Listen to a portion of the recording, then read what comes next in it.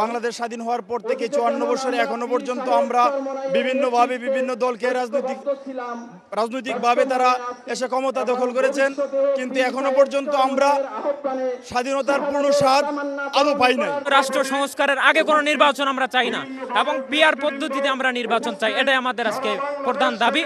PR পদ্ধতিতে যদি নির্বাচন হয় তাহলে সকল রাজনৈতিক দল আমাদের সেই পার্লামেন্টে থাকবে, আর সেখান থেকে কোনো জুলুম অত্যাচার কেউ করতে পারবে না, কারণ সকল দলেরই কথা বলার মতো ওই জায়গায় একটা অবশ্যই দায়িত্ব থাকবে।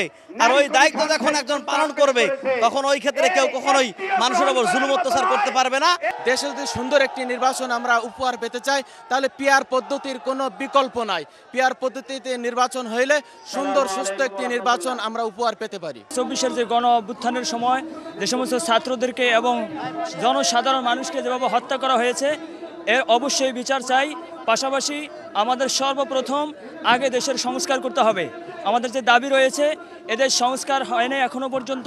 শেখ হাসিনা বিগত যে অপরাধটা করেছেন আমাদের দিকে আমরা কোনোদিন এরকম ভাবি না যে সে এরকম অপরাধ করবে, এবং নেক্সটে যে হাসিনাকে আমরা বিচার চাই, কেননা এরকম কেউ যেন দুঃসাহস যেন না করতে পারে। নিরপেক্ষ বিচার চাই। যদি এরকম ফ্যাসিবাদ আবার তৈরি হয় তাদেরও বিচার চাই। আগামী নির্বাচনে ইনশাআল্লাহ ইসলাম বিজয় করার লক্ষ্যে সবাই ঐক্যবদ্ধভাবে কাজ করতে হবে ইনশাআল্লাহ।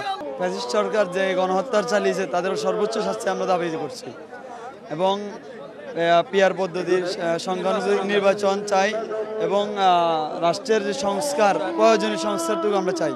শেখ হাসিনা বাংলাদেশের রাজনীতিকে ধ্বংস করে দিয়েছে। শেখ হাসিনার বিচার চাই, গণহত্যার বিচার চাই। এখন পীর সাহেব চরমনাই আমাদের যে মূল 4টি দাবি, তার মধ্যে একটি দাবি হলো এই গণহত্যাকারী শেখ হাসিনার বিচার চাই। সেকে বাংলাদেশে এনে ফাঁসি দিয়ে জনগণের সামনে তার বিচার দাবি করছি আমরা।